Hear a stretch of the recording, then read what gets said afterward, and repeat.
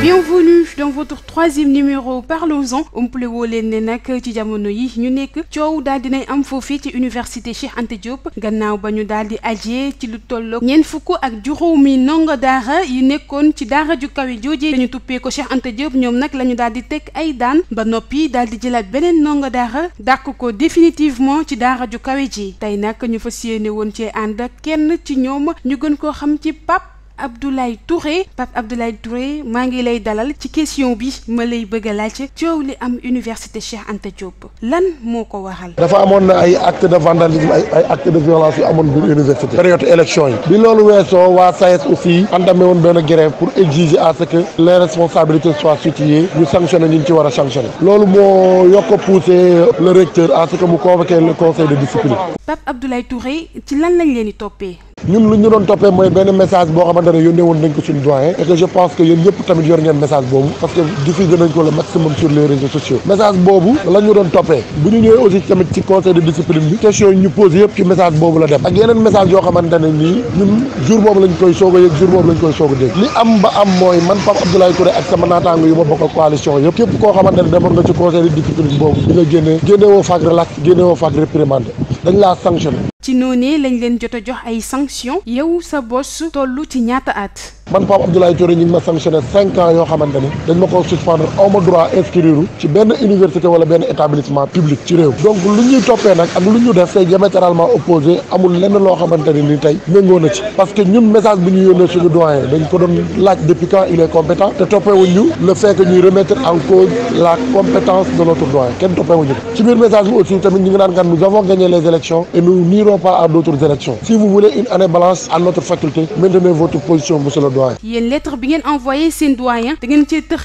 menace wala lan la. ñu ne ñu da ngeen yónnee ay message doyen di ko menacer de mort, des propos injurieux, mais aussi également des messages boo xamante ne dafa am menace pour dem kër doyen taal ko. ñun loolu buñ ñu ko waxee ñu ne leen lii ce sont des accusations graves et tellement graves que même su fekkee lu am la parce que ñun lié nañ déjà fait yi mais nañ leen ngeen dem identifier ni numéro yi yóbbu ko peut-être cybercriminalité ñu identifier les vrais auteurs au-delà même ci sanction administrative bi ñooñu dañ leen war a topp ci yoon. gannaaw gëstu yu yaatu yi ñu def tolloo woo leen ay at ci wàllum sanction bi ku nekk ak at bañ ko cëralee. man Pape Abdoulaye Touré ñu ngi ma sanctionné 5 ans yoo xamante ni dañ ma ko suspendre aw ma droit inscrire ci benn université wala benn établissement public ci réew donc lu ñuy toppee nag ak lu ñu def tey diamétralement opposé amul lenn loo xamante ne ni tey méngoo na ci. lan lañ leen doon laaj ci audition bi ngeen sekkoon ak waa conseil de discipline. ci suñu biir audition yi kenn laaju ñun lu tax ngeen wax da ngeen def année balance kenn laajul lu tax ngeen di remettre en cause li nga xamante ne les compétences de votre doyen message bi pour dire vrai kenn laaju ñun lu jëm ci message bi luñ yeneen message la ñu indil yoo xamante ne ñun xamuñu fu mu jugee ñu ne ñu da ngeen yónnee ay message doyen di ko menacer de mort, des propos injurieux, mais aussi également des messages boo xamante ne dafa am menace pour dem kër doyen taal ko. ñun loolu buñ ñu ko waxee ñu ne leen lii ce sont des accusations graves et tellement graves que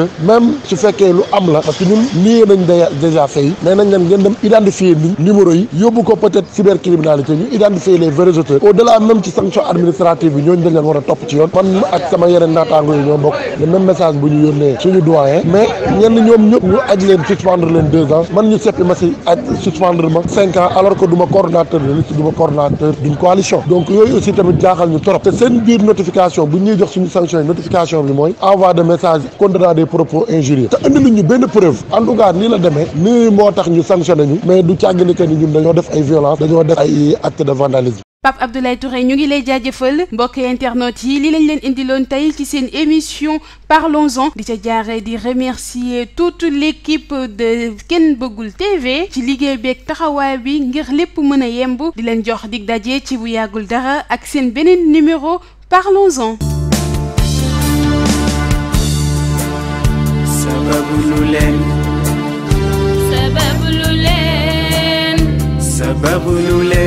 yéen ñi bëggoon a xam ana fan la ñuy jaayee produit yu Ken Bëggul bu Cheikh Seydi Mouhamadul Moustapha Sy ñuy yellu di leen wax adresse baa ngi noonu bu ngeen ñëwee fii ci résidence am bu bees bi nekk ci poste Thiaroye ci arrêt table Tivaouane suñu ay numéro 77 602 15 63 76 378 17 ñi nga xamante ni dañoo am cas yu urgent ba mënuñoo xaar mën nañoo woote ci numéro bi di 77 030 48 40 ñu bamtuwaat ko 77 030 48 40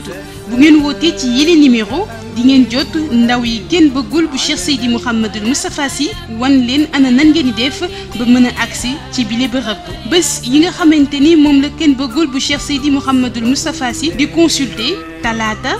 àllarba alxames gaawu dibéer bi nekk bésu sàkk pexe bu delloo ci rendez-vous privé yi kii di Ken Bëggul bu Cheikh Seydi Mouhamadul Moustapha Sy daal dina leen di sàkkal ñaari bés muy altini ak àllarba bu ñetti waxtu jotee jàpp juróomi waxtu Ken Bëggul bu Cheikh Seydi Mouhamadul Moustapha Sy gaaw ci tawat yi gaaw ci poche yi